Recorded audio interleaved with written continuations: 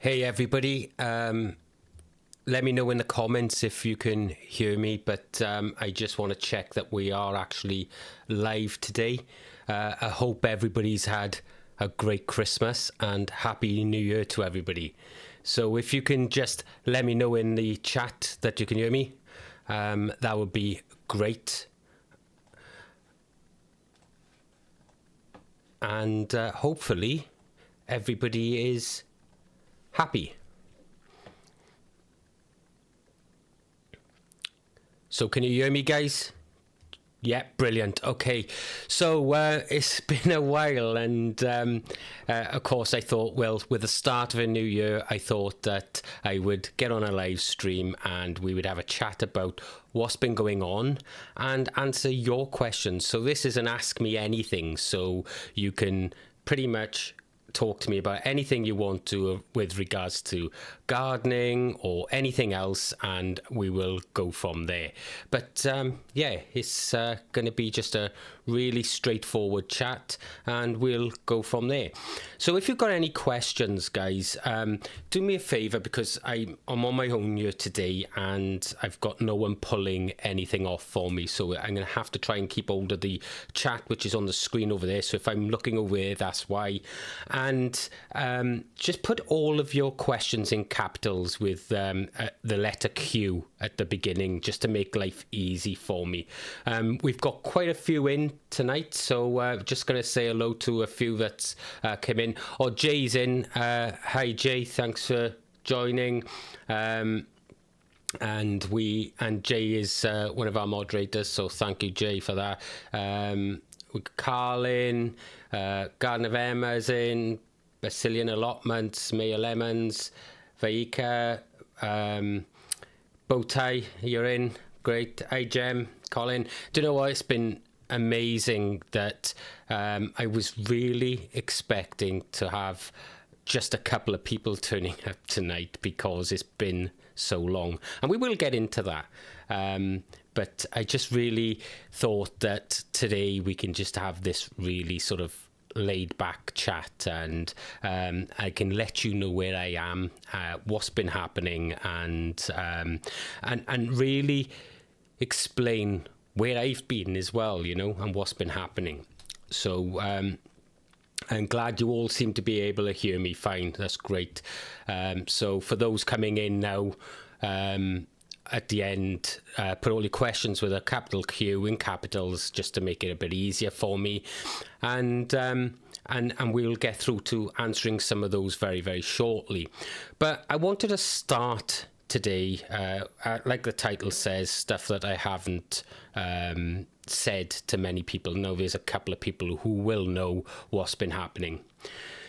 Last July, so my anniversary is 28th of July, and we were going to France. And on the week before that, the allotments decided that they wanted an AGM, and myself, the chair, and the secretary all decided we were going to stand down at that point, and I was treasurer on the committee at that point.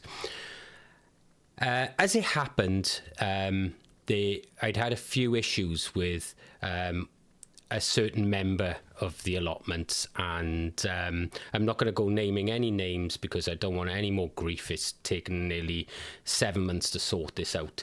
But basically what had happened was I'd had a disagreement with somebody, and they made it personal, decided to go and ruin my 5-star Google credit, you know, my 5-star rating on Google, started spreading a lot of stuff online about things that I was doing and what have you, and I wasn't very happy about it. So I decided to stand down as the treasurer of the allotments, and the chair and secretary stood down in unison with me to support me.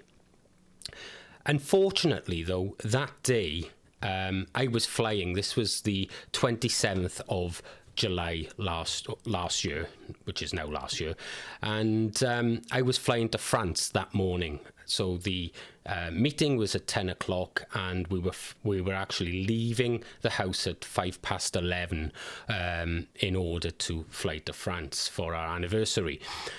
And basically we stood down. There was a lot of grief at the meeting, and this person had been spreading some stuff and got a couple of other people on side, and 3 of those people that he'd got on side all took over of the new committee.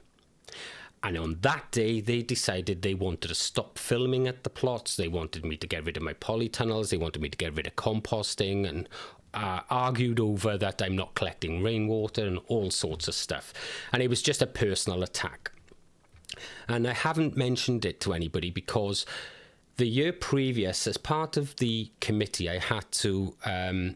we had to take one member to the council in order to evict them from the site because of a threat they'd made against somebody. And so during that, this person had brought up that I filmed videos and how can I be doing that and making money from the allotments because it's against the Allotment Act. But the council at the time looked into this. I provided them with everything, where I make my money and what have you, and they deemed that filming videos on the allotment was fine. So any of you have any of those issues, that's what my councillor stated. It was no problems. But that wasn't good enough for the new committee that took over. And they set themselves up on this major sort of like personal attack for about 2 weeks. Eventually, after producing a load of documentation proving I was collecting rainwater and this, that and the other, it all sort of died down a bit, but it's never been the same. And while I was in France, I started looking for a property in order to sell my house and move, buy my own land with a garden. And I came back and I found the perfect place.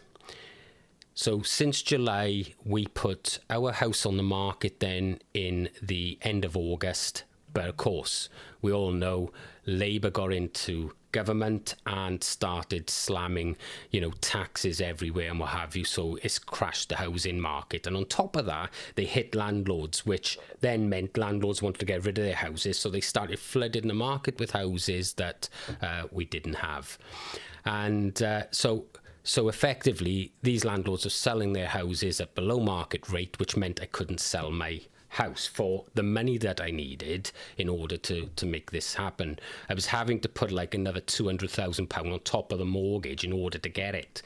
So so that never happened, but the house is still on the market, and the place that I've done still hasn't sold. But of course, it's just all time now. But in the meantime, I stayed away from the allotments. It's been really difficult to be there. And it's the reason why you had a video in like August, and that was the last video you guys had. Instead, I started putting work into rebuilding or rebranding a lot of the videos. So you may have been seeing videos reappearing in your timelines with like new thumbnails and titles and things. And this is what I've been doing in the meantime. And it's basically to keep myself busy. But then on top of that, coming up to 12 weeks ago, I ended up with sciatica. So I've been off work with sciatica. I'm still off work with it, but I'm hoping that the doctors can say, yeah, fine, you can get back to work. Because in the fire service, we have an occupational health, and you have to get the okay from them to go back if you've been off for any length of time with something serious. So the last 6 months of this year, or last year, has been an absolute nightmare. And I haven't told many people about what's been happening because invariably I want to keep the channel a positive place to be. Right. And I'm still gardening there. I'm still keeping the allotments, even when I move, because eventually I will move everything. That's if I do move, but it's not looking great at the moment. So yeah, that's the story of why things slowed right down and what I've been doing. So I just thought I wanted to put that in place and let everybody know exactly what's been happening, why it's happened, and start the new year with like a clean slate. And then maybe later on I'll tell you about some of the plans I have for throughout this year. But the the gardener side, I'm still going to be gardening at the allotment, and I'm still doing all of that. So, you know, that will come back. Like I said, at the moment, the filming thing has sort of died down, but then I haven't been there filming. So whether that rears its head when I start filming again, I don't know. But the council has deemed that I'm doing nothing wrong. So, so there should be no issues there. But a lot of you will have seen me in other people's live chats, and I've appeared on a few as well. I just wanted to be able to stay in the loop with people and support people for what they're doing as well. You know, running a channel can be hard work and what have you. So now you all know what's been happening and why I've not really been making the videos and what have you, and again, like I said, I wanted to start this year fresh, and hence the reason why the very first day of the year there's a live stream. I'm going to see now, I'm going to just scroll through, see if there are any questions coming up. I'm like I said, I'm a little bit rusty as far as all this goes, so you guys are going to have to bear with me today. But there's so many of you have come in, and guys, I really appreciate it. Like I said, I've been pretty much absent for the last 5 or 6 months, and to see you all, all you guys turn up tonight is fantastic. I really appreciate that. So, like I said, if you've got any questions, slam them down. So we've got one from Louise here. If I bought compost in my 30-litre pots for potatoes, can I use the compost again and just amend next year? If yes, how many years would you wait to fully refresh the growing medium? So, Louise, I've got a video on this, and it's about reusing compost. Now, there are multiple things you can do. You can use it straight back in for using your potatoes, okay? You just need to feed it that little bit more. Because what a lot of people don't realize is the feed that's in bought compost or store-bought compost only lasts a couple of weeks anyway, probably like 8 or 10 weeks at max. And especially with hungry crops like potatoes, that's gone really quickly. And it's just a growing medium. So think about that, think about, all right, I've got that medium here, so now I need to need to feed it. So put something like a balanced fertilizer, add some more blood, fish and bone than you would normally add, just as a balance, and then maybe give a feed to the potatoes when they start to flower, and give them a seaweed extract feed or something like that, maybe once a week or once every 2 weeks, just to tick them over. But you can use that soil indefinitely until you get disease in it. Other ways you can use that soil if you don't want to do that. Now, what I do, because I'm making so much of my own compost anyway, I will take that soil and it will get dumped out on the garden to not just enrich the garden beds, but because that soil is being grown in anyway, and a lot of the nutrients will be gone. But what it does, it helps build that soil structure, and I use it like a mulch on the beds. So there are many things you can do with it. Don't ever just not use it, okay? Okay. I hope that's answered that for you, Louise. Let's have a look here. So Steve's only just popped on for a moment to support me. Thanks, Steve. I appreciate that. I understand everybody's going to be busiest around the new year and what have you, so there's no issues there. Tony, focus on you, brother. High quality content only comes when you're feeling right. Your people will be here. Nate, I really appreciate that. Which is what I did. I'm sorted. I'm right as rain. I have been for a long time, guys. I'm not mentally disturbed or anything with it. In fact, probably I was a bit stressed for a couple of weeks. But when we came back from France and I saw this new place, of course, it just switched like that. But that's just not happened yet. And but we had a fair bit of time where we had to get the house on the market, and what goes with that. You've got to have estate agents in doing all their things. You've got to get the house looking right, so that so it's a lot of work, and that's what I've been up to really. And then from about November on, I've just been really getting into planning for the future and what have you, and I got some really nice plans. So it'll all come out as we go. Thanks, Jay, for putting the video in. Appreciate that. It's probably not so easy to find videos now because I have been renaming a lot of them, where before I was naming things like how to and this, that and the other, but they've all been renamed now, so it's probably a little bit harder to find things. Okay, so Bill Birkenbeck, Bill Birkbeck. Question, garden centres are selling seed potatoes. Should I get some now ready for chitting? Bill, yeah, there's no problem you getting them now. Okay, the benefit of getting them now is you're likely to get the varieties that you want. Okay, if you wait, you may not get them varieties, and it's not a problem even having them now. Just set them out in a bright location that's quite cool, and they will start to chit. Don't try keeping them and storing them in bags and things like that. Get them out chitting now, and they will chit indefinitely until you're ready to plant them. Don't worry if the tubers start to start losing their structure a little bit and start shriveling up and what have you. You haven't got to worry about that. Don't forget what that tuber is. It's just a food source in order to get that sprout growing. Once that sprout's growing, you don't even need the tuber, so it's done the job. All right, so don't worry about them. You can keep them going for for months and months. And I've had tubers that, I haven't planted in the spring, and then in the August, I've noticed them on the side, and I've planted them in the August, and they've got these huge, really stumpy shoots on them, but the actual tuber itself's all shriveled up, and I've planted them, and I've had some fantastic Christmas potatoes out of them. So don't worry about that. Graham Devine, hi Tony, got your book. I use pine wood shavings for my chickens in their coop. I also live near a beach for seaweed. What's the CN ratio with kelp and seaweed?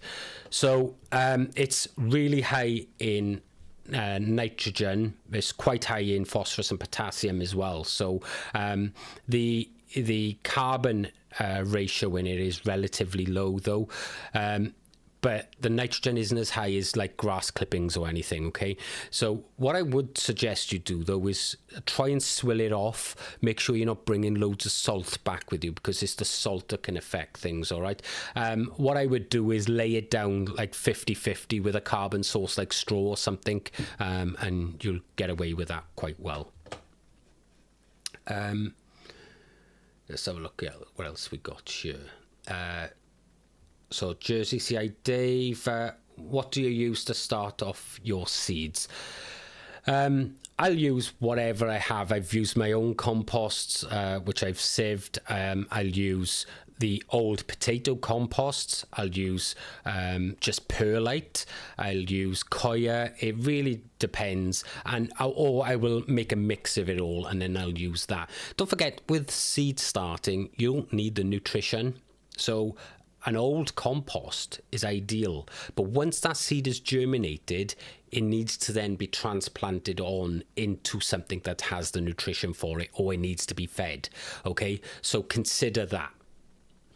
And while I'm here, guys, I just thought I'd say Happy New Year. So I'm having a drink as well, so you have to excuse me having a little drink every now and then, but I just thought, why not? I'll chill out with you guys and do that.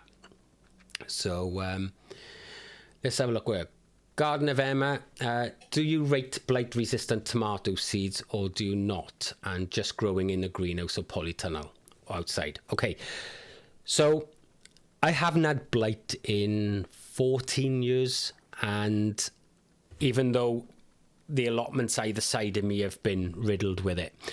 And the reason for that is airflow, okay? If you can manage the airflow, what I see a lot of people doing, especially online and on YouTube and what have you, is they have a polytunnel or a greenhouse, and they have like, a 2-foot bed down the one side, and they're cramming tomato plants into this thing, and they may have 30 plants over the space of like 10 feet or something. The problem you have is no airflow when those plants are fully mature, can actually get around those plants. And it's also a reason why a lot of people suffer with like green tomatoes and don't get them ripening as well, because I don't tend to have that issue. And the airflow is the most important thing. The other thing that you need to consider with blight is a lot of blight usually airborne. But if you've got good airflow, it needs a moist leaf or something in order to take hold. So if you're watering at soil level, so via a drip irrigation and not splashing up water onto the leaves, then that is going to reduce it. Using a mulch will help reduce that as well, and also removing the bottom leaves up to the first truss of fruit will also help reduce that. But the airflow, what this does, it takes the humidity away. All right, and that prevents the blight taking hold on the leaves. And like I said, I haven't had it for 14 years. So consider those things. Give more spacing if you can, but if you must cram them in, then use the other methods. Yeah, if you've got a branch of leaves this long, cut them back by 1/3 or 2/3, and just enough so that you can get the photosynthesis, but you are removing that ability for that humidity to stay there. Okay, who's next? Jersey CI Dave, would you recommend any blight resistant potatoes? Yeah, all the Sapo varieties are pretty good. They're blight resistant, but there's a trade-off with blight resistance than with flavour. So the problem you have is we have all these varieties, so we can have different flavours for and different cooking methods and everything else. Now, I love growing Sapo Mira, and they're great for blight. And you've all seen the way I grow. They're packed in, but there's still good airflow, okay? And the same thing goes with potatoes as far as blight, all right? Keep that foliage dry. It's difficult if you're having wet seasons like we can sometimes have, but again, I've still managed to stay around it because that airflow can go through and dry those leaves out, all right? For those of you who haven't already, I'm not sure if it's in the description of this video, but it'll be in some of the others. My potato tool is there, and that will tell you all the blight-free varieties. It'll tell you the uses of them and what have you. So if you do need blight-free, just get across there and look for that. That'll be ideal for you guys. Okay. So Louise is saying that her allotment site doesn't have a friendly feel. This is why I find the YouTube allotment community so valuable. Do you know what, Louise? About 11 or 12 years ago, I was at a different site, and it was great there. And then one bad egg came along and ruined that, so I decided to move. And I've been on this site now for 11 years as well, and one bad egg turns up and ruins it for everybody. And there's the problem. And do you know, there's one thing it boils down to, and that's jealousy. Okay, now, you guys know, yes, I have a lot of stuff on my plots and what have you, but it's my passion. I spend a lot of money when I'm doing it. Not everything comes from sponsors. I like the polytunnels and stuff, I bought them out of my own hard-earned money, or I made them and that I spent my money on, And the thing that I want you guys to realize is it's your passion, right? So you might go there and put 30 hours in on a week. But again, you've got someone then who's 5 plots up who can't be bothered to put an hour in, and then they're moaning because their plot don't look like you, and that's when the jealousy sets in. And community allotments can be a great place. Don't get me wrong, right? You can make great friends there. You can have some, like I said, for the last 11 years, it's been fantastic, and I wouldn't have a bad thing said about it.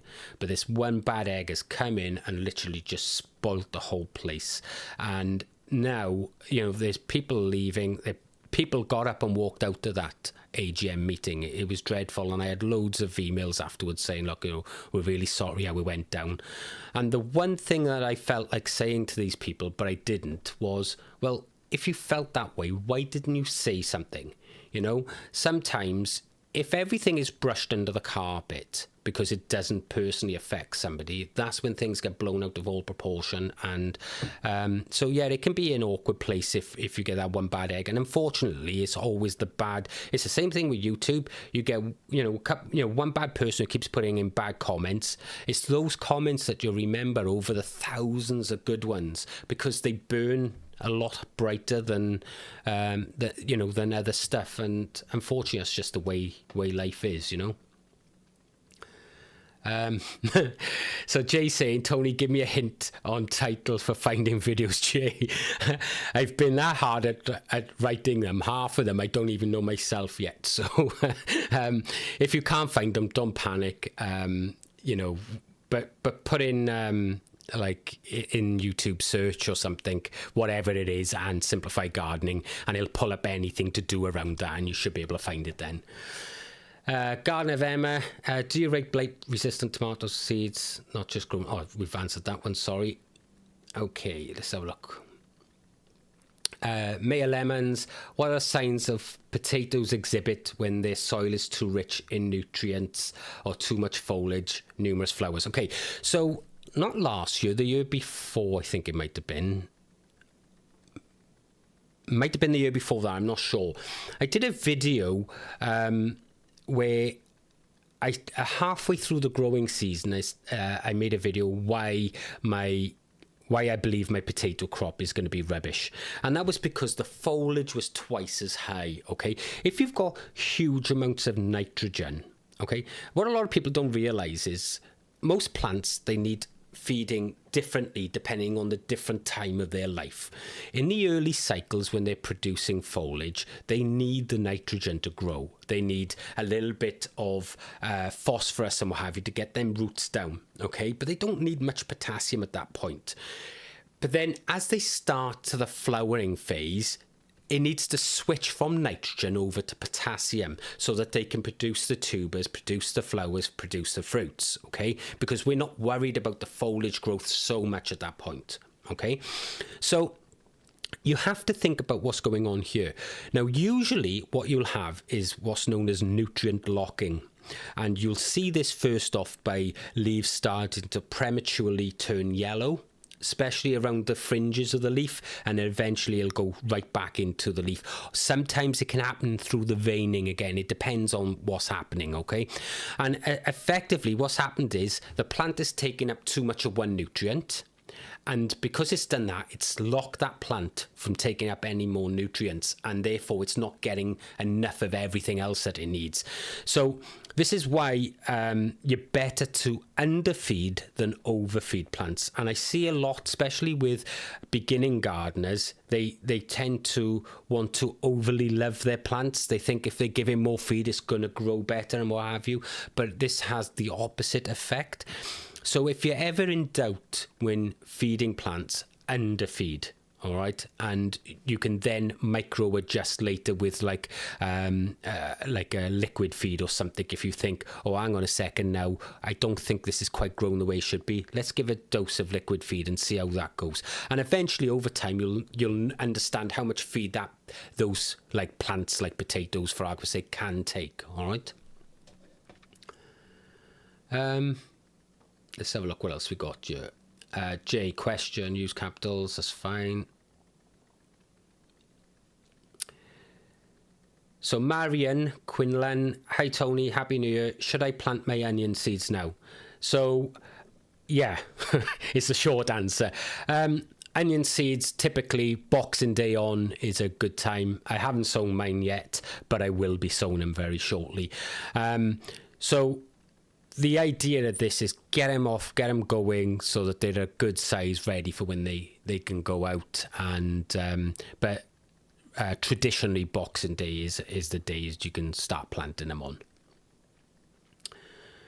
And I think that's it for the moment. So I'm going to leave the chat there for a minute and talk to you a little bit about what I plan on doing over the next few months. So the work is still going to continue on the channel. So what I've been doing, if you go and have a look at the channel, the thumbnails are all very consistent in their look. because one thing that I did over the last few years while I was growing and everything else was I did a lot of testing with thumbnails and titles and things. And the problem you have as that goes on in time is that everything can look a little bit disjointed when someone goes to the video page. So I wanted to get more of a theme based around that, so that if someone sees one thumbnail of mine, they will see another.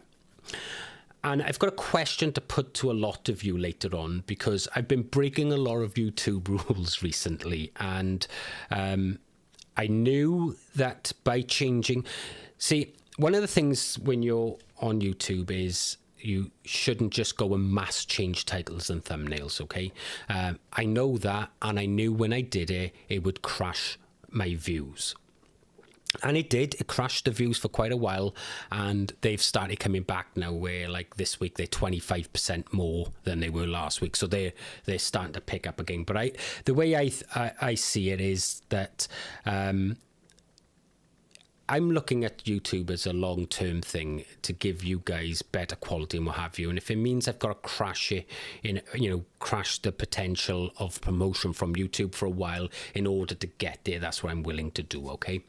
One of the other things that I've always said to people not to do, that I'm contemplating on doing, and I'll explain why, is you always need to stick to your topic. And when I say this,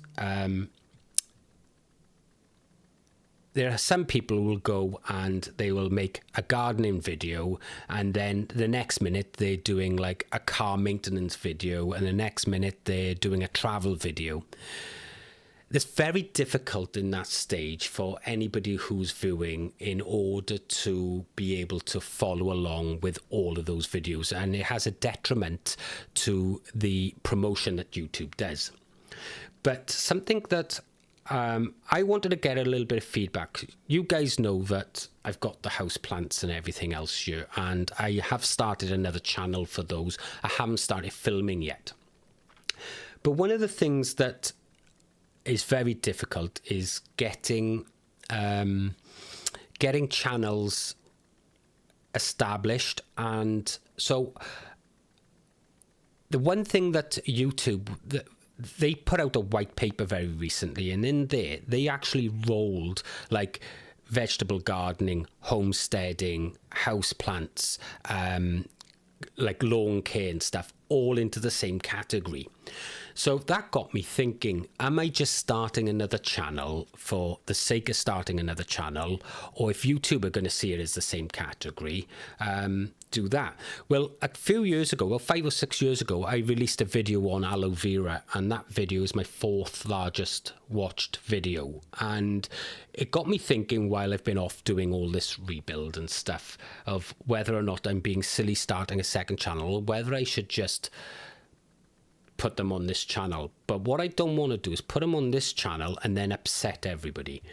So while you guys are in the chat here now, let's get some answers out of you in the chat. So if you think I should keep them separate, because they're still garden related as far as YouTube are concerned, but as far as the audience concerned, if you're only interested in vegetable growing, let me know in the chat. Or if you're interested in houseplants as well, let me know in the chat. Just give me some sort of idea so that I can make a better informed decision of what you guys are thinking, all right? Because I think that everything that I'm doing is basically to give a better experience for you guys, better content in the videos, easier ways to find videos, better titles, better thumbnails. You know, I want everything to be right for you guys. So I'm just not sure about that, but it's something else I'm playing with. I don't know if my chat has crashed because it hasn't moved much. So, but like I said, it is what it is. But I will go back through all of these through all of these comments later on and look at what you're putting in there if I haven't seen it. But the plan that I have, like I said, this last few months I've been doing a lot of research. I've been reading a lot of white papers that have been put out by YouTube, and how people a viewing on YouTube now, because things are changing. They're moving away from like the 1 minute shorts to 3 minute shorts. People are following more personalized videos rather than the really polished videos. There's all sorts, and of course that then changes the way that you might think about your content a little bit, because you can make content and continue doing the same thing, but if everybody else is moving, you need to move with them, you know. So I've been playing with all sorts of ideas, and I've come up with a content plan for this year, and it is a big plan. So and whether I'm able to stick to that plan, I'm not quite sure yet, which is why I won't release the plan of what I'm doing, but in my head I know exactly where I want to take it, you know. Okay, let's have a look, see what you guys have been putting in the chat here. So Marianne's interested in both, same channel, separate playlists. Yes, Laura, that's one thing that I haven't done yet. So when I finish going through all of the videos and changing the titles and thumbnails, then I'd be in a better position. And one thing that I'm going to be doing is creating hundreds of playlists, and there'll be probably like a maximum of 4 or 5 videos in each playlist that people can then watch in succession because they're related to each other, rather than have a playlist that I've got at the moment with like maybe 100 videos in it, because it just becomes pretty much like a video page. So that's all part of building the whole channel around where it's easier for you to navigate, so you can go to the playlist section, and if you're not interested in houseplants but you're you're interested in veg, you can just go to all the veg playlists and you can skip the houseplant stuff. The other thing that I'm going to do with the thumbnails, if I do decide to put the houseplants on, so the new thumbnails at the moment have like the text in them has like a black, yellow and white text. So and it's like a yellow stripe that goes around. So all of the vegetable thumbnail text would be like that. What I'm thinking of doing if I do the houseplants as well is maybe have like an orange or a red outline or some other colour, so you can instantly see exactly what it is as well. Right, where are we to here? Let's have a look here. So Nate is saying, you've inspired me to start separate cooking channel. Yeah, again, I think cooking and houseplants are just a little bit, cooking and gardening, even though you're related because you're cooking the veg from the garden, Nate, I do think thou should stay separate, because it's not like you're growing something else, and YouTube they see them as totally separate subjects, whereas with houseplants and vegetable garden, they see it as the same subject. And it's really more about what YouTube sees as different subjects, because if they see it as the same subject, then if I was to put a thing for growing pothos, for argument's sake, online, then they're just going to see it as a growing guide, and they can promote it as normal. But if I was to put, cooking yams or something like that, they're going to put that into the cooking kitchen category. So that's a total disconnect from my channel. That's why I suggested to you about putting the cooking videos on a separate channel. But I do get that it is close, because you'd be cooking the produce and stuff that you're harvesting and doing, and you'll probably make that work. But I think what is going to happen is you'll need YouTube to understand that's happening, and that's going to take quite some time. Mayor Lemons, excuse me guys.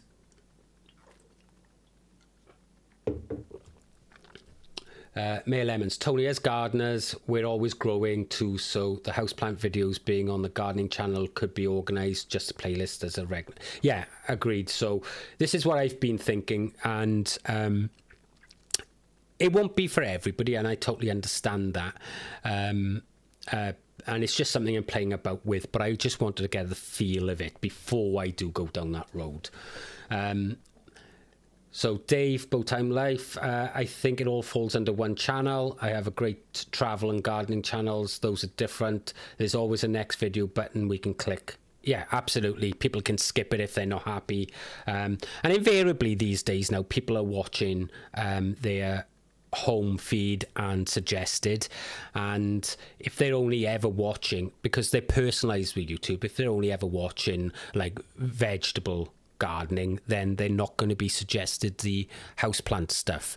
They may do initially because it's more simplified gardening stuff, but if you're not watching them, YouTube's going to learn that because it's individual for every single person. So eventually it'll stop recommending the houseplant and only recommend the vegetable stuff. So yeah, I agree there.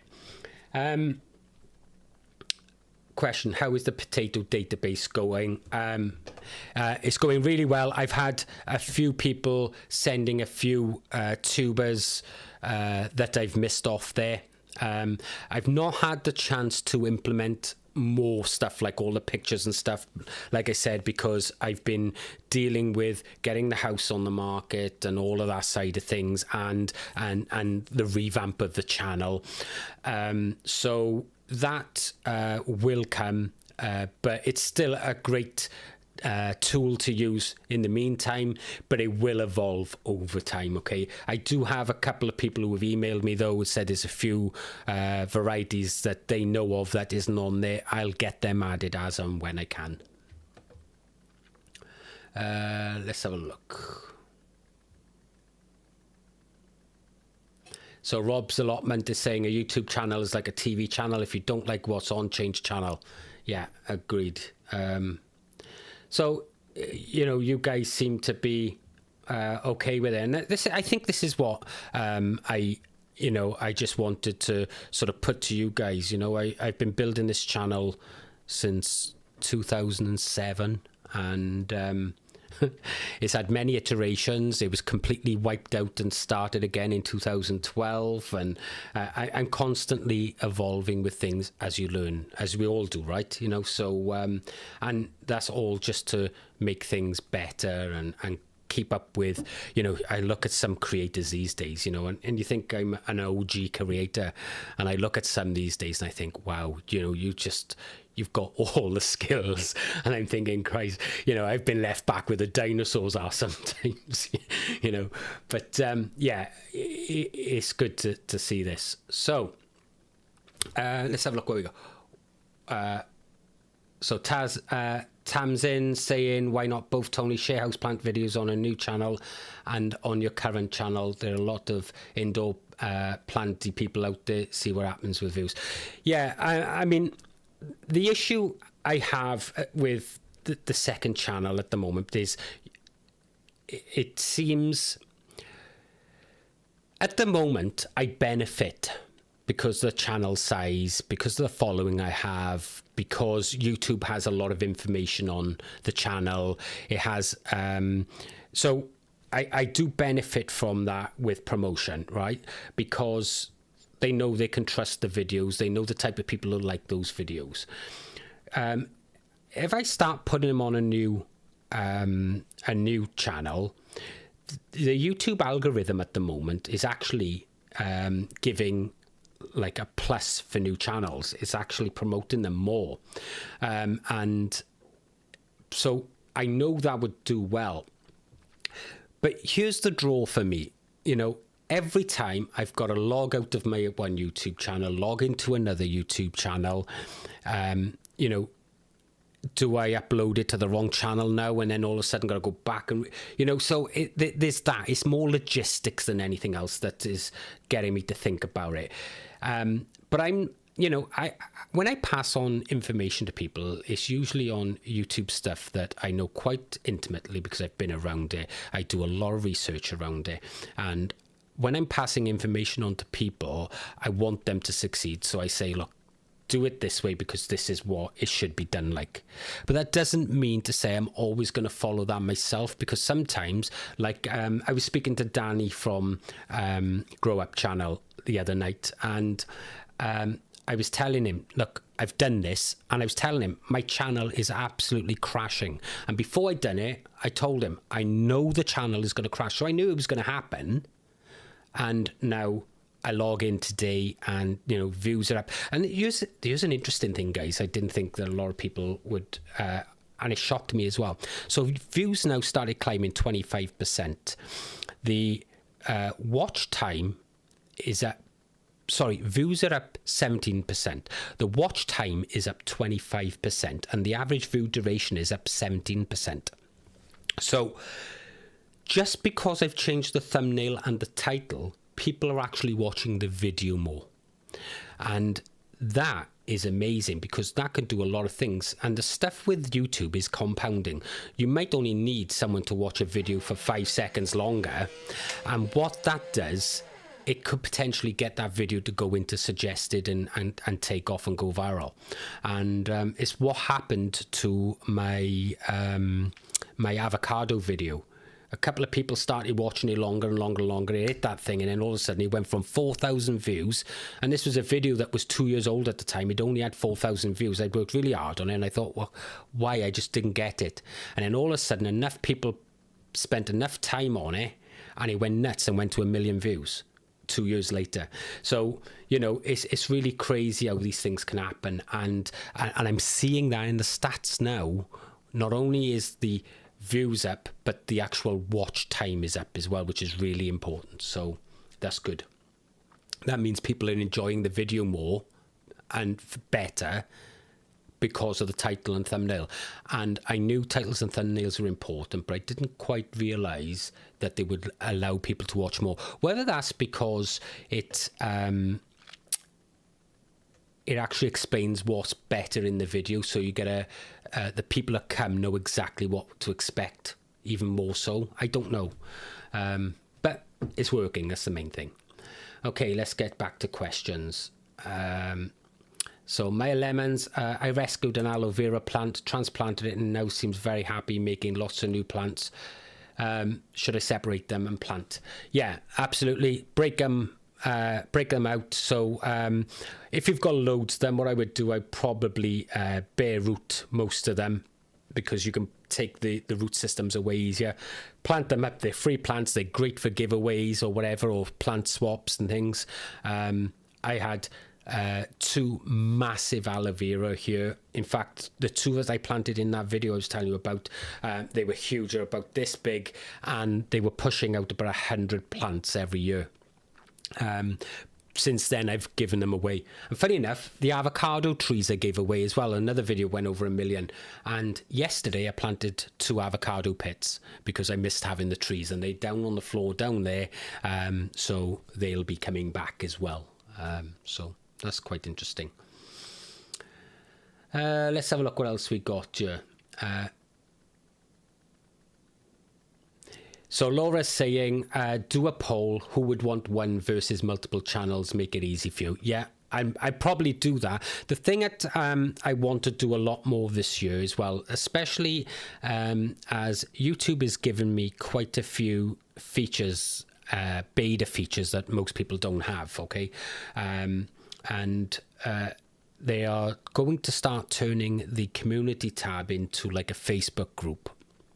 So I'm going to be using that a lot more, but I have noticed that when I post on there, I very rarely get any feedback from it and what have you. And that's because it's not regular and what have you. But I do intend on start to use that a lot more to just touch up when I'm not putting videos out and keep information coming. So that's another thing that's going to go on. Another thing that they've given as well is they've given the ability for translation. So all new videos of mine that will be uploaded will automatically be transcribed into multiple languages. And I don't just mean the captions. They're only trialing this at the moment, but they're using an AI to actually take the captions, convert that into like Spanish, and then have an AI voice to read that Spanish out. So it won't be my voice, obviously, but that's for people who would want that, and then they can go into the settings and select what language they want to listen to it in. So it's something that YouTube are trying at the moment that I have access to, and it will automatically do that. It's already set up. So that's just something else for those people who are not English speaking. They may be able to listen to it in AI voices. And for the people that that I know of who have it and have been using it, they seem to be getting good feedback. So time will tell. YouTube will release things and it'll never make it to everybody's channel sometimes because they'll write it off because they've had bad feedback or whatever. But it's something else that we'll be testing as well. Let's have a look here. I don't know if I'm skipping, so if I am, I'm sorry.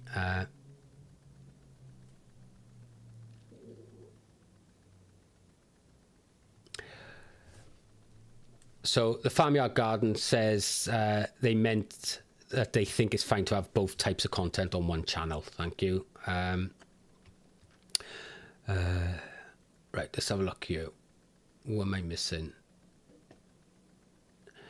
So Morgan Harper, hi Tony. Any top tips for new allotment tiers? Yeah, I got lots of top tips for that. So first things first, okay, start off small. Don't be in a rush to get everything, all right? Invariably, when you take over an allotment, it's in a mess. It needs digging, getting rid of all the weeds and everything else. If you're going to do that, first things first, trim the whole plot down and cover a lot of it over if you can with black plastic or something, just to start killing those weeds a little bit while you get to them, all right? And then if you have to dig those weeds out, if you're not going to go the no-dig method, turn your back to the allotment and then work from the front of the allotment backwards, because then psychologically you're only seeing what you've ever done. You're not seeing the mountain of work behind you, okay? And it's a psychological thing that can help you to get to the end rather than being beaten by all of this stuff that's behind you. And then if you've got that plastic there, you can just keep rolling that back as you dig through. The other thing I would say is look at the lighting in your plots. Go there throughout the day, different times of the day, and look at where is the sun through this. What's it like in early morning? What's it like in the afternoon? What's it like in the evening? Where is the shadows and the shade going to be? Yeah, consider these sort of things. And then once you know that, look at where you're going to put in all these structures, because structures, they will create shade. Sometimes it's good, sometimes it's bad. And you can put those structures in places to help you around that garden. If you've got like a huge tree like I have at the end of my allotment, and at the end of the evening it shades most of the garden, it's an absolute nightmare. Now that tree when I first started was about 10 feet tall. It's now about 60 foot tall and about 50 foot wide. So it's a massive liande tree and it's a pain in the neck, but it is what it is. You have to work around these things. So think about structure, think about lighting, and turn your back to the work. It'll just make life a lot easier for you. Okay. Let's have a look what else we got here.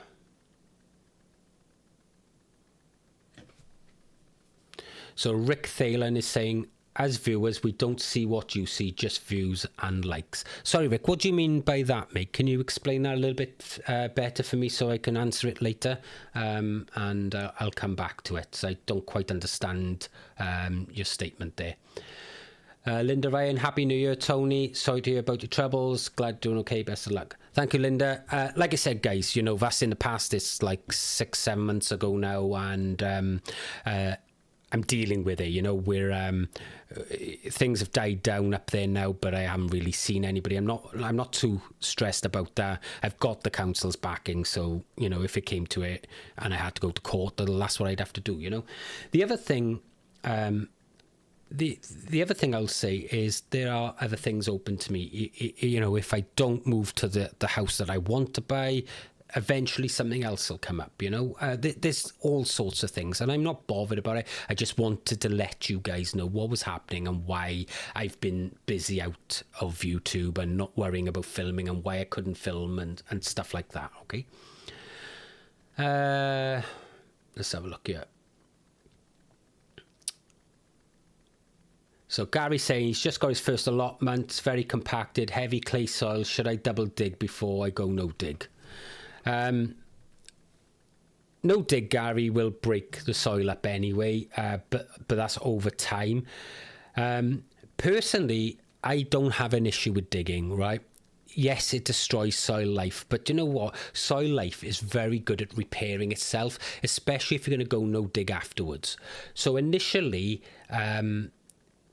you know, I'd probably just go ahead and dig out. I don't think I would double dig it. What you certainly don't want to do is be going down into the subsoil levels. Okay, so just turn over the topsoil. So if that topsoil is only 6 inches, just turn that over. All right. Don't be bringing up that subsoil. All right, and then go no dig. That'd be fine. You know, it's no problem. But you know, people worry about digging compacted soil and what have you, but that's what soil life is for. It does that digging for you. Worms will move around, and when you start putting organic matter on top of clay, yeah, the worms and the soil life all pull through. They take it down into the ground and they start doing that work for you. And what they're doing, they're leaving little channels where they're moving back and forth. That's creating airways, it's creating waterways. The microbial life will start to increase. So either way, it's not going to make much of a difference. But what you're going to do is you are going to kill off a lot of the mycorrhiza, the fungi and stuff that are in the soil to start with, all right? But they will recolonize, especially if you're going to go no dig afterwards. So don't worry too much about it. Just do what you need to do. You know, there are die-hard no-dig fans out there. I'm about 95% no-dig. I totally understand soil life.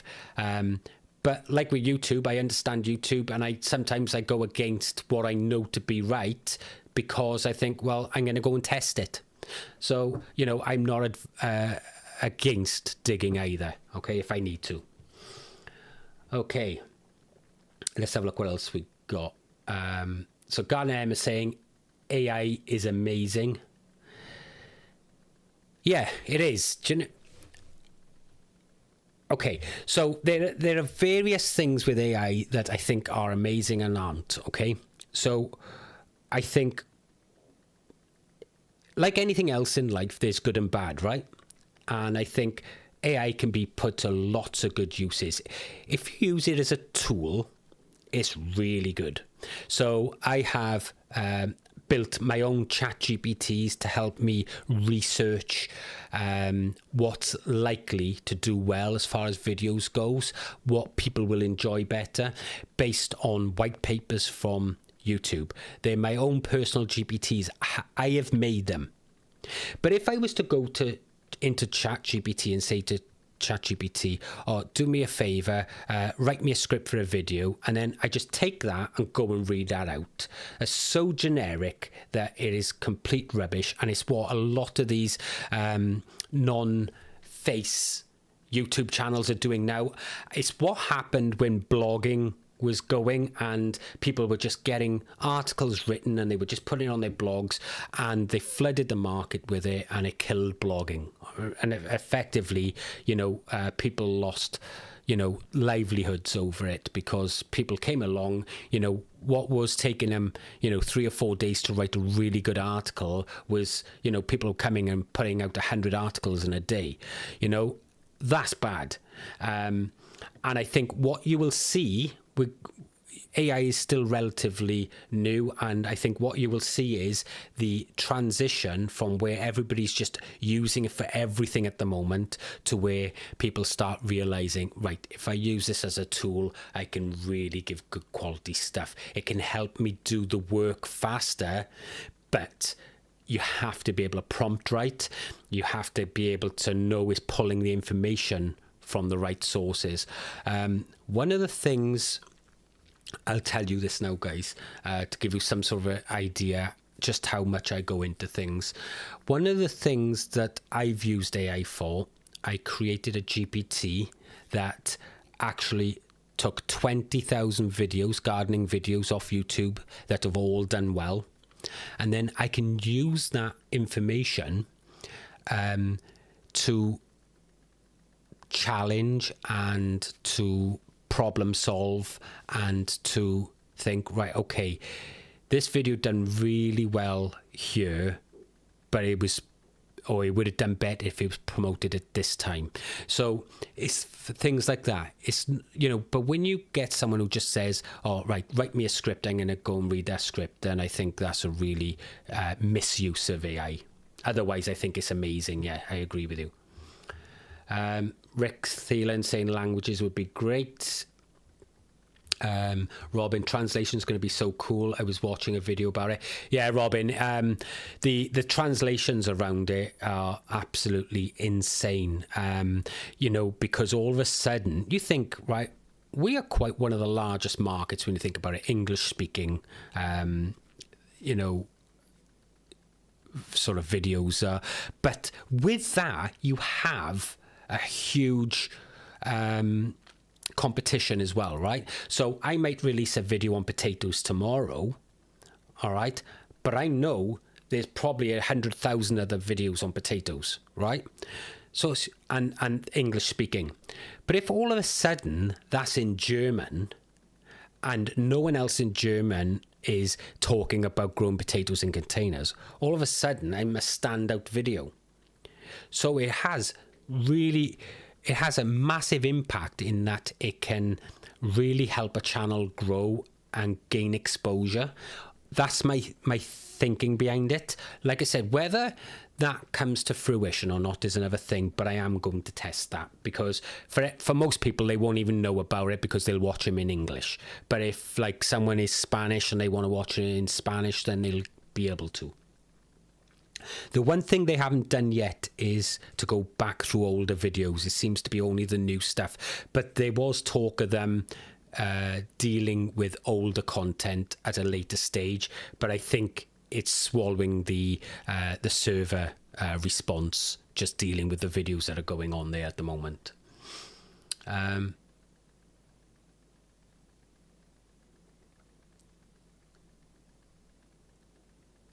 So Farmyard Garden, I think the fact that the content is all gardening related is absolutely fine. It's on genre in a broad context. It's not like you're suddenly going to start converting a camper van and travel vlogging. Yeah, exactly. Which was why I thought, well, maybe I can push that out. And then when I read this white paper from YouTube with how people are reacting to videos, what's making them watch and things like that, the type of things they're clicking on, and the topics that YouTube was putting channels into, that really made me think, well, do you know what? This sort of channel could probably get away with it, but that channel wouldn't, if you get my drift. So it's something I'm prepared to test if people don't mind, as long, you know, and I'm, like I said, I wouldn't give that advice to anybody, because if they did it and it crashed their channel, then that's my fault. But I'm willing to do that on my channel. If it crashes, I know I can probably recover it, you know. Let's have a look what else we got here. So Emmanuel Aker, the Ultimate Gardener. I've been on YouTube for over 5 years now, and thank you. YouTube isn't promoting my videos as how it shares other gardening videos who follows the same content as me. Okay, so what a lot of people don't realize with, especially around gardening content, okay, gardening is one of those niches that's really competitive, especially because there's a lot of promotion. The ad rates are higher because a lot of gardening companies want to promote via Google Ads, okay? So the CPMs are higher, so there's a lot more channels for it. And unfortunately, not everybody is as interested in gardening. They've just picked that because they thought, well, we can do a lot of affiliate marketing, we can do this, that, and the other, and the love isn't really in there. And that's why you see channels come and go, all right? But here's the crux on the matter. So we talk about potatoes now, and you put out a potato video tomorrow, and I also put out a potato video tomorrow, okay? YouTube has got, right, okay, we've got a customer here who wants to watch a potato video, and we've got 2 videos that have just come out, and they're going to give precedence to newer videos, all right?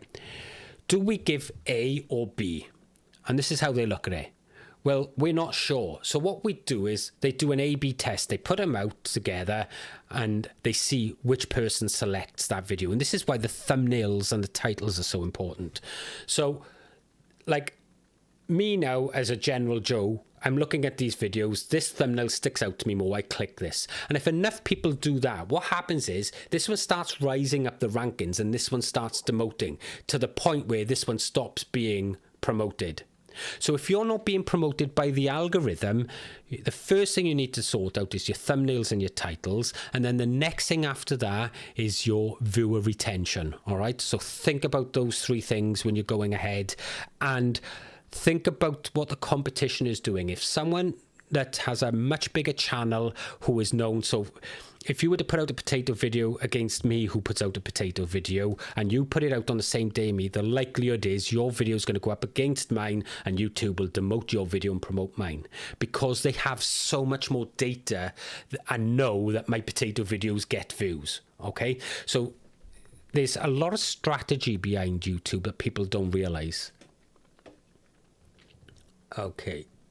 And one thing I just saw, where did I see this? Who just said, right, give me 1 second. I want to find this comment because it is quite an important thing. Something about YouTube promoting. Where the hell did I just see that? That YouTube were poor about promoting. I can't see it, right? But I just saw a comment in the chat, guys, right? Saying that YouTube were really poor about promoting videos. Okay? That's where a lot of people fall down. And I don't know how I can say this and be nice about it. YouTube's job isn't there to promote your videos. Okay? YouTube couldn't give a toss about the creator. It's all about the viewer. All right? And when you think about that, that's when your videos will start being viewed. They don't care about whether your video gets viewed. They know they've got a video they can put in front of somebody. Okay? What YouTube cares about is finding the right video for the viewer at the right time. That's what you've got to think about, guys. They don't care about promoting your video. If your video is the right video for the viewer at the time, this is what I was saying earlier on about everybody's home now, their home suggestions and everything is all different. Yours will be different to mine because it's based on everything you've watched previously and how you've reacted to those videos, okay? So if my video suits that person, then they're going to put it in front of them. If your video suits them, they're going to put it in front of them. If it doesn't, it won't see the light of day. And how it works is they take this video here now and they put it in front of 100 people and say 80% of those all select that video and watch that video well. That's going to go really well in that favor. They'll start pushing it out to other people. And what they do is they look in their database. So Tony here, he likes watching this, this, this, and this. We've got Jim over there who likes watching the exact same things. It's a bet. If Tony watched this and enjoyed it, Jim is going to like it. Let's put it in front of Jim. And that's how the algorithm works, guys, right? So it's not about them promoting your video. It's about them finding the right video for the right viewer. So think about it that way when you're making your content, and then you'll start winning more promotion from YouTube. I hope that helps some of you. We sort of digressed a little bit there. Laura Higgins, could you ask AI to logically sort your playlist from existing videos? Yes, you could. There's a caveat to that, though, Laura. So this GPT that I built, I told you about, has currently got like 20,000 videos in it. That is the database, and the only database that GPT can access. It doesn't have access to the World Wide Web and all of its other training, okay? So what it will do is, and one of the databases within that is all of my channel, okay? So all of my videos. I can go take the Simplified Gardening database, I can say that to it, so it's only allocating the Simplified Gardening database, and I can say, take the Simplified Gardening database, take all of the names, and what I want you to do now is look at all the details of that video and put them into playlists that would suit those videos with a maximum of 5 videos per playlist. I want you to come up with a playlist name based on this, this, this, and this, and place 5 videos in each of those playlists. Give me this in a table format, and that's what it will do. And then all I've got to do is go and replicate that. But don't just accept that that's right. The prompt is the important part, right? Like when I write a prompt for something that I'm doing on AI, it may be 2 A4 pages long, just the prompt, because I want to detail everything down, and that way I get the information that I want back. But I've already trained that GPT to do what I want to do. So AI can, like I said, it can be used for anything you can put your mind to. Don't use the generic GPT, make your own. And if you don't know how to make your own, ask ChatGPT, how do I make my own GPTs? And it'll explain it to you. That's how I learned. Okay? Let's have a look.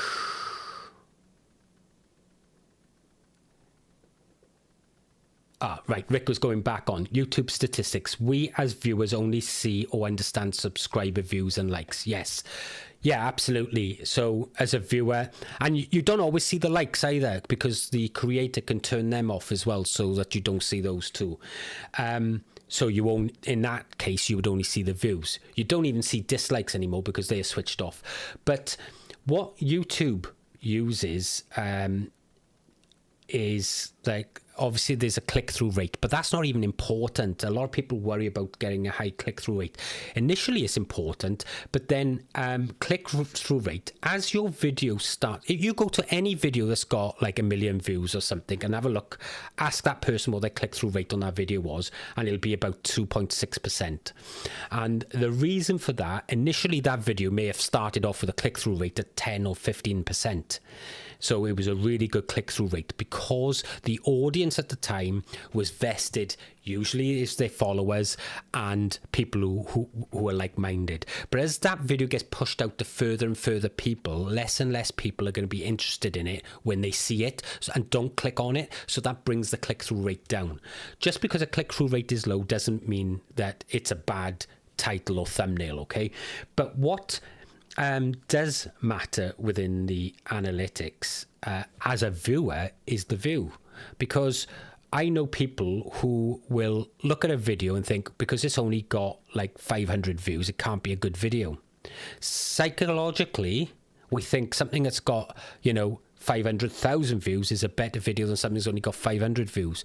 But it may be, we may not know the whole story behind that. It may be that that video was private up until recently, or it might be that that video just hasn't been promoted or put out in front of people, and it may be a better video, because I've seen plenty of videos that have gone absolutely nuts and they've just been tosh. They shouldn't even be on YouTube in my personal preference, but it is what it is. And again, it's all subjective, isn't it, guys? Because what I like may not be what you like. I mean, I'll sit there for hours on end and I'll watch channels where they're pruning cows' hooves, or they're buying like old iron dumper trucks and stuff, and I'll sit there for hours watching it. But that's just me. Sometimes I like having things on in the background while I'm working and doing other things, Okay. So Rick is saying YouTube stop the ads in live streams. Is this showing ads, guys? Because I don't think it should be, because I didn't select it to have ads. If it is, I will look at that for the next one. Let me know below. The other thing that I think as well is that,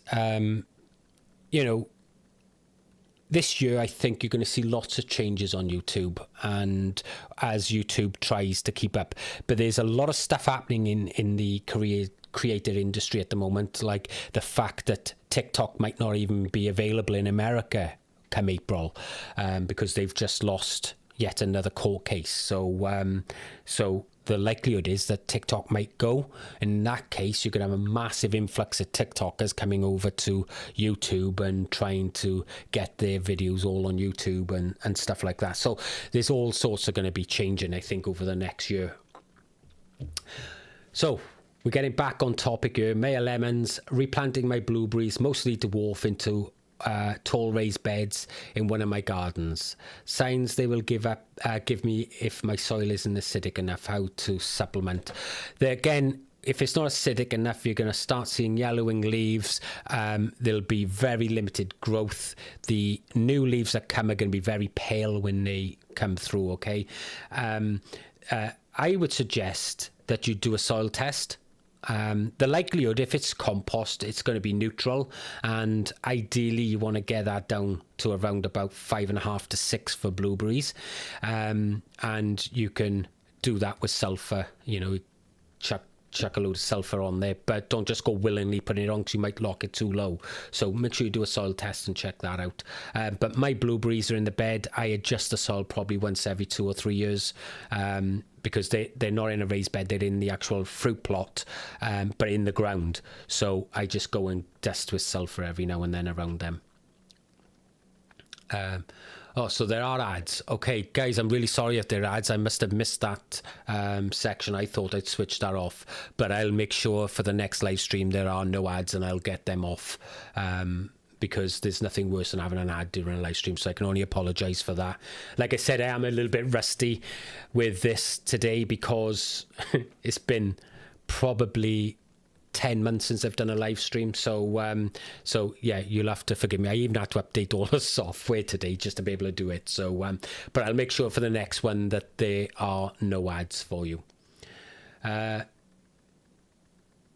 So Jane's saying YouTube's constantly evolving, creators need to keep up at quite a pace. Yeah, and do you know what, Jane, people are getting better as well. And I don't just mean, you know, at making videos, but presenting and what have you. God, I struggle so much in being able to talk on camera sometimes, because I'm this, that and the other, and it's really difficult in order to just go out there off the top of your head and say what you want to say. I have to script my videos, you know, for word, and then learn a little section, go off, film it, and then do another section, go off, film it, and then make sure it's all put together in the edit at the end. That's why they take me so long, just so I can keep things concise and on point, I suppose, and formatted in the right way. These days, I'm seeing creators, and they're coming out, and they're like, boom, boom, boom, boom, and it's all live, and they're doing it. Everything's perfect, you know, and I'm thinking, Jesus, I wish I could do that, but I can't. I've got my 50-year-old brain on. Let's have a look what else is here.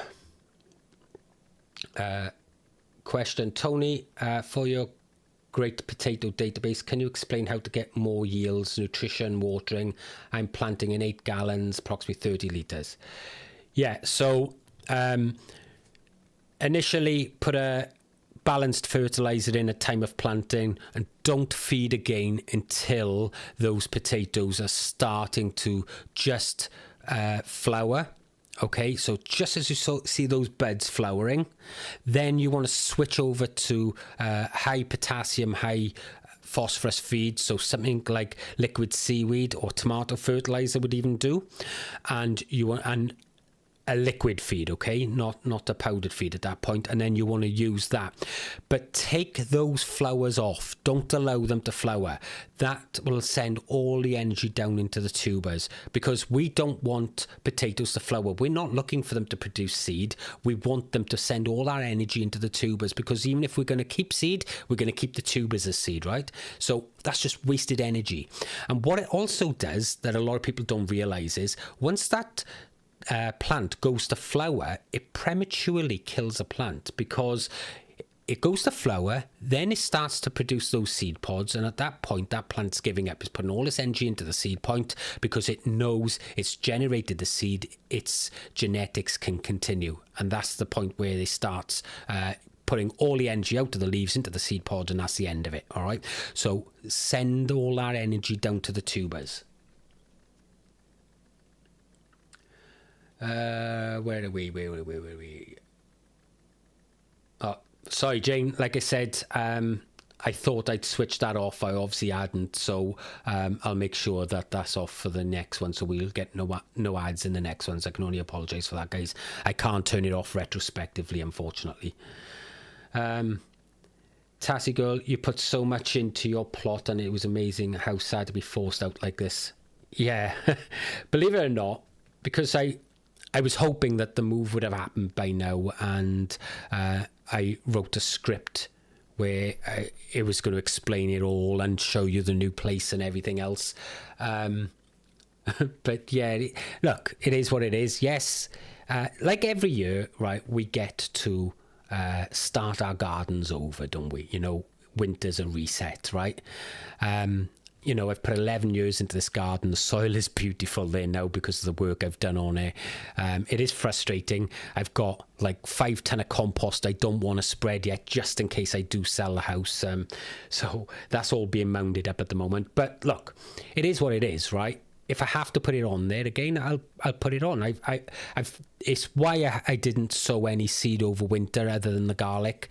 But we're now to the point where I've got to start sowing seeds, and the likelihood is, even if I was to sell now, it's been months before I get in there, so I might as well just garden at the allotment again this year.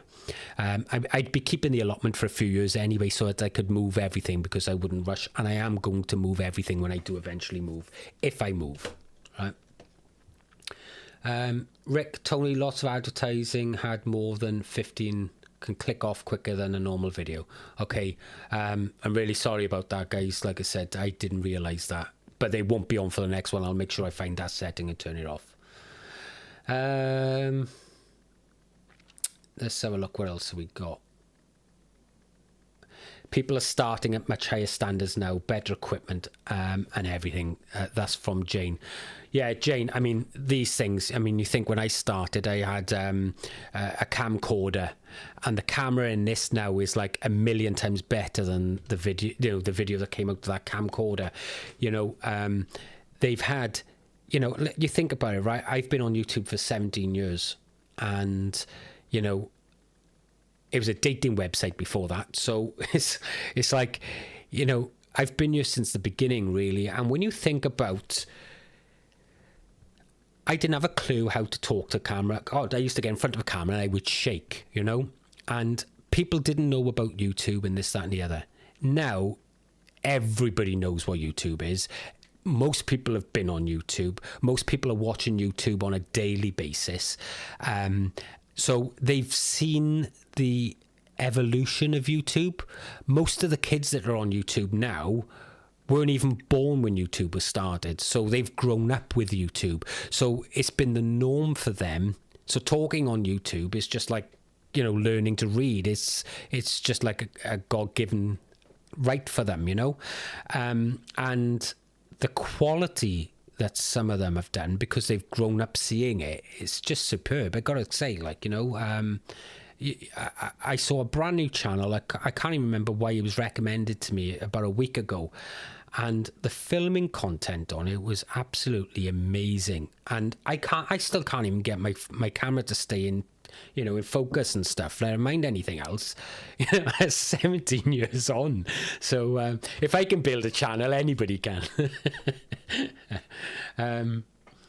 Right. So look what else we got here. Raw viewing is fine for me.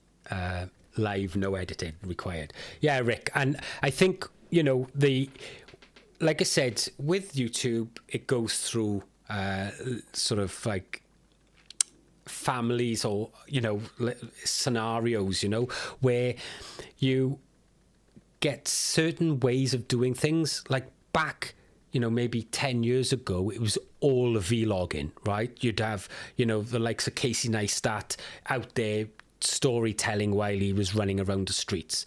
Then that died a death, and then you went into the really polished videos, the really quick videos that went mental, you know, where every little detail had to be polished. Then that died a death.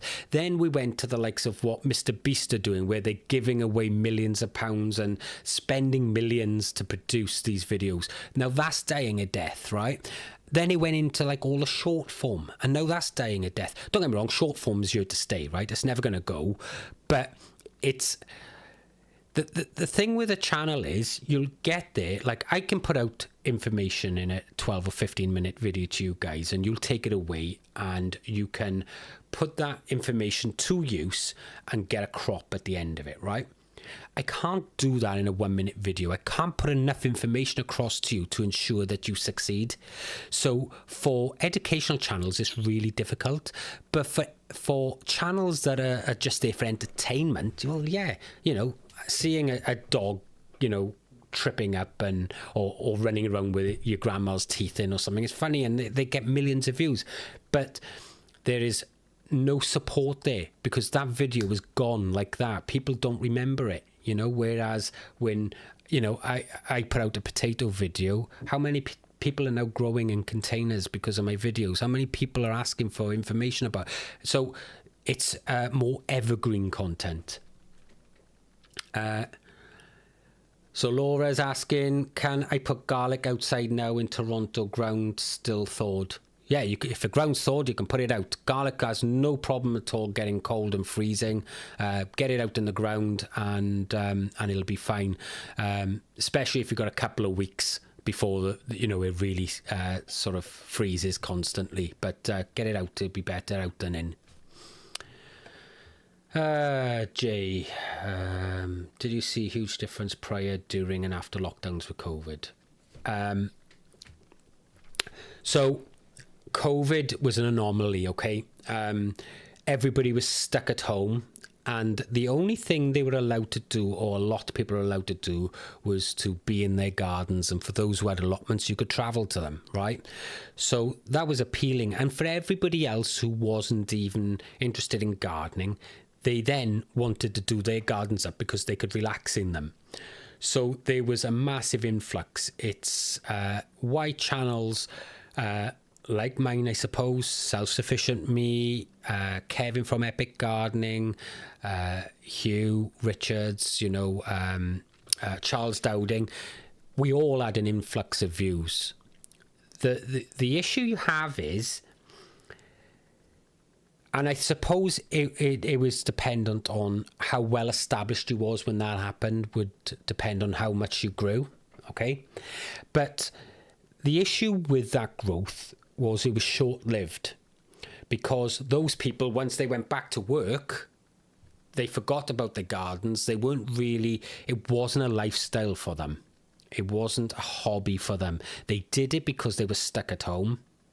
Yeah, they all wanted to have the idea of growing vegetables because they didn't know if the shops were going to have them. And then all of a sudden the shops had vegetables and they were back in work. And a lot of them realised that there's a bit of work involved, So it was a short-lived thing. And after COVID, there was a massive downturn. And we're even seeing it now. It's still happening in the gardening industry and views are still dropping. But I think we're on the verge of another upturn on it very, very shortly. So watch this space. Like everything else, gardening goes in peaks and troughs, right? And, 15 years ago, it was at a right peak. Then it dipped down to around about 2008. Then it peaked again. And then it peaked again in COVID. And now we're down another trough and it'll peak again very, very shortly. It was why the waiting list for allotments were like, something like 15 years long and stuff. It was crazy, IBR Stella, Happy New Year to you as well. Thank you.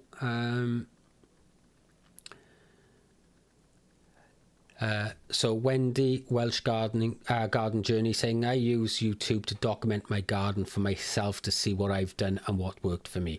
Wendy, that's exactly why I started my channel. And if you go back to my other videos, I stated that, it was a video diary for me, and that was the only reason. But it wasn't until about 2012 did I realize people were actually viewing and what have you. And then I decided to start all over again, scrap all the videos and start making content to help people. So although you're only using it as a video diary now, before you know it, you'll be making content for people rather than just for yourself. Tony, I also think you could generate an audience with a low attention span if they come to you via short videos only.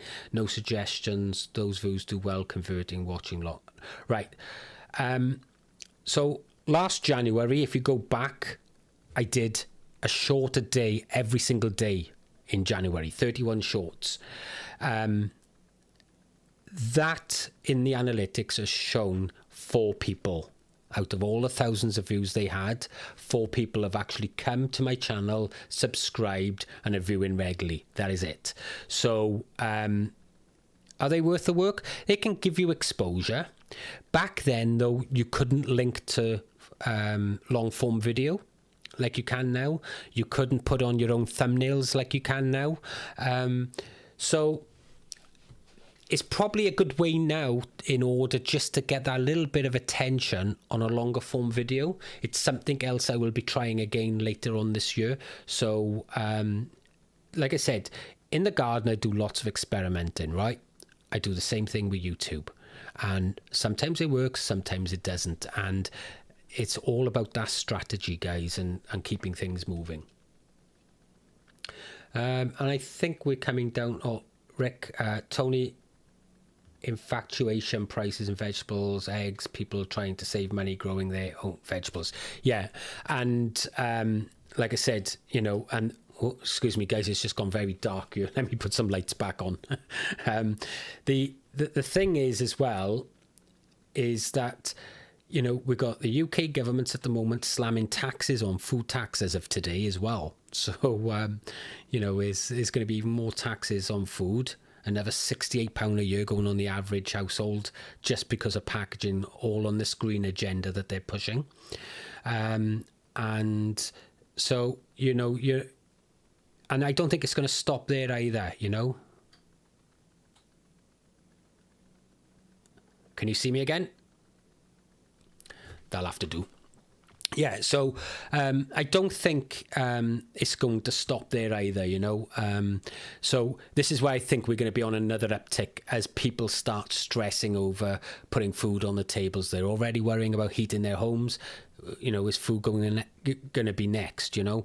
I don't know. And but I don't think that is going to be a long-term solution. Like I said, it will be short-lived views like COVID was, right? So if you do, just enjoy them when they come, but just realise there's going to be a downturn straight after it.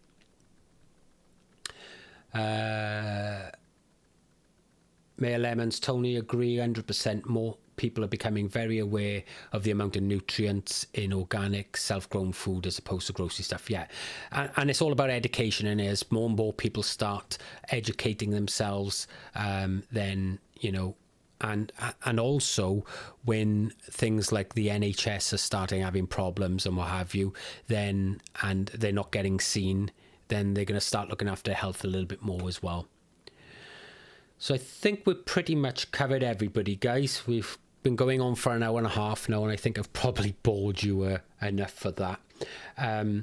So, you know, there's lots happening, all right? I just wanted to give you guys an idea of what's been happening in Tony's world, right? Why there wasn't any videos, but like I said, there is a plan to get all of that going again. So the next videos will start over the next week or two. In the meantime, I'll be doing some live streams with you guys.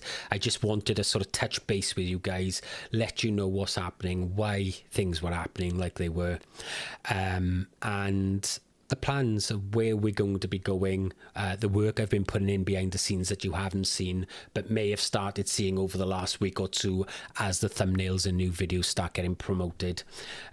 So yeah, it's all good.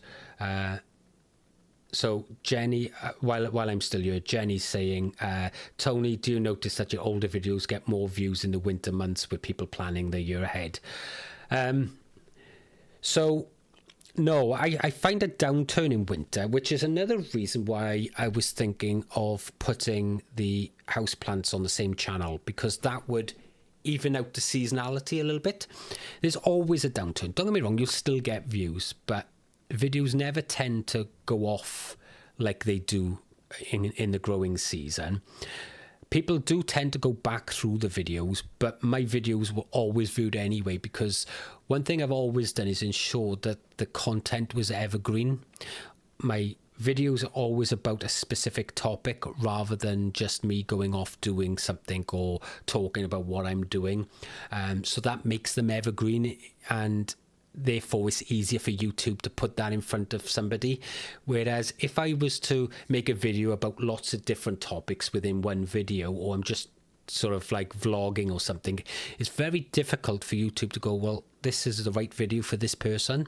So I do see a downturn in the colder months, but not till about November, and then by sort of January it's on the pick up again. So it's only really December I see a downturn.